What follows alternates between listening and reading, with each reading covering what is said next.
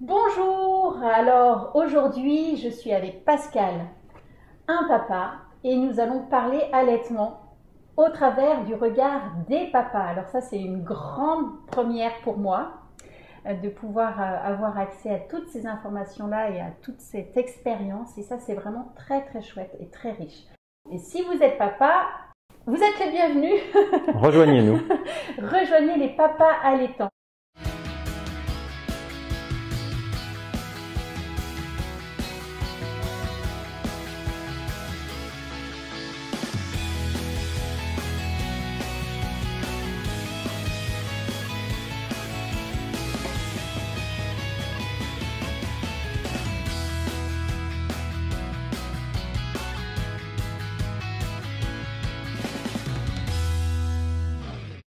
Dis-moi un peu comment t'es venue l'idée justement de ce blog. Alors, c'est une idée qui m'est venue pas tout de suite après la naissance du petit, Emilio. Euh, En fait, très rapidement, ma femme a été très motivée par l'allaitement, elle était convaincue, elle s'est débrouillée, elle s'est très bien débrouillée malgré parfois les difficultés, le manque d'informations, etc. Elle allait chercher l'information. Je pense que voilà, elle a trouvé à ce moment-là, sa vocation dans l'allaitement. Et, et bon, disons que ça se passait. Et puis arrivé un jour où, de beau matin, elle s'est réveillée avec une très forte fièvre. En fait, j'ai découvert après que c'était une mastite. Et à ce moment-là, moi, je me suis senti complètement inutile finalement dans le cadre de cet allaitement. Et ça m'a fait me rendre compte que en tant que père, il fallait aussi qu'on puisse intervenir, aider. Et j'avais même parlé à l'époque à ma femme donc de l'idée de devenir animateur LLL, en ce qui n'était pas possible. Et donc, je me suis dirigé vers autre chose qui était par contre possible, qui était donc la création d'un groupe de soutien entre pairs. Parce que, en plus du fait de se dire que je n'avais pas forcément l'information, la connaissance. On pouvait la trouver, et d'ailleurs on l'a trouvée en contactant j'ai contacté ce jour-là des consultantes en lactation, etc. Mais de se dire aussi qu'en tant qu'homme, c'était plus compliqué d'interagir avec une femme, bien qu'elle soit connaissante et qu'elle puisse aider. Mais c'est vrai que je me suis retrouvé dans une situation où je me suis dit, mais c'est dommage que ce soit bizarre qu'un homme appelle pour ce type de sujet. Parce que même si les personnes m'ont aidé de façon très aimable, je sentais quand même qu'il y avait comme un... Mais pourquoi un monsieur, en fait, pourquoi c'est vous qui me posez la question euh, Voilà, donc c'est aussi ça, ce ressenti qui m'a fait me dire, oui, c'est vrai que pour se sentir plus utile, se sentir plus impliqué, ça pouvait être aussi utile d'avoir un contact avec d'autres hommes qui traversaient aussi l'aventure de l'allaitement. Et justement, par rapport à ça, est-ce que tu peux nous dire un petit peu qu'est-ce que tu as pu mettre en place, bon, hormis ce projet magnifique d'entraide et de soutien entre pairs, mais aussi toi personnellement. Mais en fait, j'ai pas l'impression d'avoir eu beaucoup de choix, d'options, dans le sens où, je veux dire, suite à un accouchement très très difficile, très douloureux, traumatisant, à la fois bien sûr pour mon épouse, pour moi aussi. Disons que la seule chose qui faisait encore du sens, qui était vraiment importante et centrale et une vraie conviction pour ma femme, c'était cet allaitement. Et donc, pour moi, il était évident qu'à ce moment-là, ma place, c'était de rendre cet allaitement le plus facile, le plus merveilleux possible, d'une certaine façon. Donc, on s'adapte par la force des choses. Ça veut dire que on apprend à faire d'autres choses qu'on ne faisait pas, des choses qui peuvent paraître complètement triviales, comme faire la cuisine, s'occuper du petit de façon plus extensive, et essayer d'entourer finalement ma femme de la façon la plus confortable pour qu'elle puisse mener cet allaitement à bien comme elle le souhaite. Est-ce que justement cette création de groupe t'a conforté aussi dans ce positionnement à travers les échanges, à travers les témoignages des autres papas? Ah oui, bien sûr. C'était le but déjà à titre personnel de pouvoir rencontrer d'autres pères qui vivaient un peu la même chose, parce que c'est vrai que on est entouré quand même, enfin moi je suis entouré d'une majorité de personnes qui n'ont pas vécu cette aventure, ou parfois l'ont vécu de façon très courte, ou l'ont vécu un peu subi, mais sans vraiment être convaincu par, par tout ce que ça peut impliquer de bienfaits et autres. Donc, pour pouvoir moi me repositionner plus dans la société, hein, c'était important ce groupe de partage avec d'autres hommes qui nous font nous sentir finalement, je pense que c'est réciproque vis-à-vis avec eux, c'est qu'on se sent entre guillemets hein, normal, parce que la société veut nous faire sentir un peu à l'écart, non pas seulement pour l'allaitement en tant que tel, mais pour toute aussi la parentalité qui va avec, du père impliqué vraiment de façon plus avancée dans la cellule familiale en tant qu'un rôle, un rôle plus tendre d'une certaine façon, qui parfois est nié à l'homme. Au père est souvent attitré le rôle du donneur de biberon, et ça devient un peu comme un rite de passage pour devenir père. Et là, dans des situations comme la mienne ou celle de ses papas avec qui je partage, quand il n'y a pas de biberon dans la photo, eh ben on est un peu perdu. Donc de pouvoir partager avec d'autres pères qui n'ont pas de biberon non plus, ça nous permet de se dire, ok, on assume notre choix et on est normaux finalement. C'est nous qui devrions être normaux finalement. Tu soulignes le fait de justement trouver cette place et de la trouver malgré les stéréotypes que l'on peut avoir sur le rôle du père auprès de son enfant. Mais est-ce que justement tu pourrais partager un petit peu avec les internautes un peu des petites tranches de vie quoi. Mais finalement, ces fameux stéréotypes ont un peu la vie dure, puisque dans ce groupe, on est une diversité assez incroyable d'horizons différents, que ce soit géographiquement, professionnellement, culturellement. Et d'un point de vue de l'âge aussi, on a des papas très jeunes, de moins de 25 ans, des pères plus âgés, de plus de 50 ans, certains avec un enfant, d'autres 5, certains qui ont réussi l'allaitement du premier coup, d'autres qui ont eu beaucoup plus de difficultés. Donc c'est finalement cette diversité qui fait comprendre que d'abord tout le monde peut le faire et que on est tous, malgré nos différences, on est tous dans le même bateau et finalement on partage beaucoup de ressentis en commun malgré toute cette diversité. Notre ressenti d'homme vis-à-vis de l'éducation de nos enfants et de l'allaitement en particulier, finalement, ça revient toujours autour de certains thèmes propres à l'homme, finalement, qui nous permettent de se dire « Ah, mais en fait, c'est vraiment pas parce que je suis Pascal qui habite à Paris et qui travaille dans tel type de truc, donc moi je suis entouré de gens qui ne me comprennent pas, mais si j'habitais ailleurs, en France, dans un mode… » En fait, c'est beaucoup plus compliqué que ça. Finalement, on partage tout ça, qu'on vienne d'une grande ville, d'une petite bourgade, qu'on travaille dans une banque ou sur un chantier, enfin peu importe, c'est pas, ça n'a rien à voir. Le besoin d'être père, la façon de soutenir l'allaitement est commune à tous, et les doutes et les questionnements sont aussi communs à tous.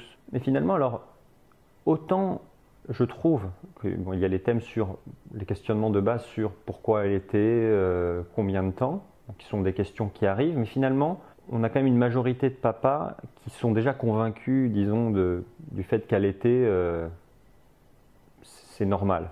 Donc à partir de là, ce questionnement déjà sur pourquoi, combien de temps, est un peu moins, disons, récurrente. La plupart du temps, quand même, les pères un peu convaincus, ou du moins qui ont des épouses qui sont convaincus, se sont un minimum renseignés. Ce qui n'est pas du tout le cas d'une grande majorité des gens. Donc ils ont en tête des chiffres de l'OMS qui disent 6 mois en exclusif, minimum 2 ans, etc. Après, ils s'adaptent, c'est pas forcément qu'ils vont allaiter jusqu'à 2 ans, mais ils savent qu'il y a, il y a quelque chose qui existe, il y a des études, des faits qui permettent de justifier tout ça. Et c'est important pour un père, parce qu'un père est très... je pense qu'on se retrouve souvent, on a besoin quand même de choses assez concrètes. Parce que la mère, elle a ce côté... il y a un côté fusionnel, il y a quelque chose qui est ressenti vraiment au moment de l'allaitement, qui est difficile à expliquer, je pense. Le bien-être ressenti et justifie par lui-même en fait le fait d'allaiter. Pour un homme, c'est un peu différent, même si on voit cette beauté de la relation entre le petit et sa maman, et on en jouit beaucoup, on apprécie beaucoup ces moments-là, même de l'extérieur. Mais on a aussi besoin, nous, de pouvoir finalement se dire oui, mais c'est important aussi parce que, enfin, il y a des études qui montrent qu'il y a des vrais bienfaits, il y a des risques aussi à ne pas allaiter. Et pour un homme, c'est important ce genre de choses concrètes, un peu scientifiques. Donc après, les questions viennent plus sur des côtés pratiques du quotidien. Ça veut dire l'allaitement en public, le sommeil, le cododo, les relations sexuelles. Enfin, beaucoup de choses comme ça qui font que on se pose la question. Parce que si on en parle en société, souvent on nous regarde un peu de travers. Donc on cherche un peu des gens qui ont vécu ces choses-là, qui peuvent peut-être nous dire comment eux ont réussi à gérer ça. Les relations aussi avec la famille, avec l'entourage. C'est plus des questions vraiment, je dirais pratiques de l'allaitement qui finalement, c'est vrai que ne sont pas vécues forcément pareil pour un père et pour une mère. Le sujet du cododo est assez, je pense, symptomatique. La mère, elle, va dormir avec le petit, donc pour l'allaiter, c'est plus pratique. Quand il se réveille, il n'y a pas besoin de se lever, d'allumer la lumière, d'aller le chercher. Mais pour le père, qui lui aussi va finalement se réveiller, et comment ça fonctionne finalement, comment vous avez trouvé vous votre équilibre, c'est beaucoup de questions comme ça. Et là, il y a une variété énorme de réponses.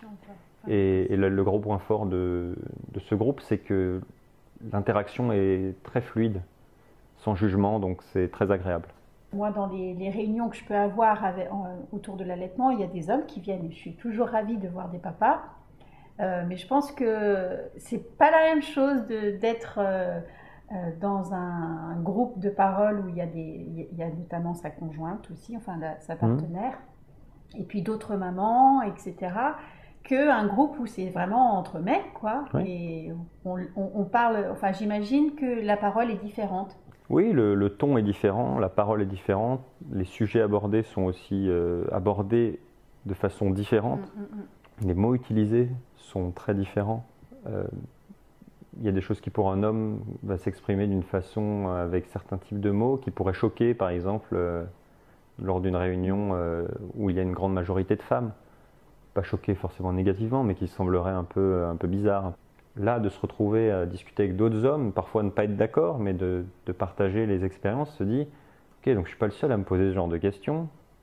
Je suis pas le seul à avoir une femme qui veut allaiter pendant 2 ans ou 3 ans.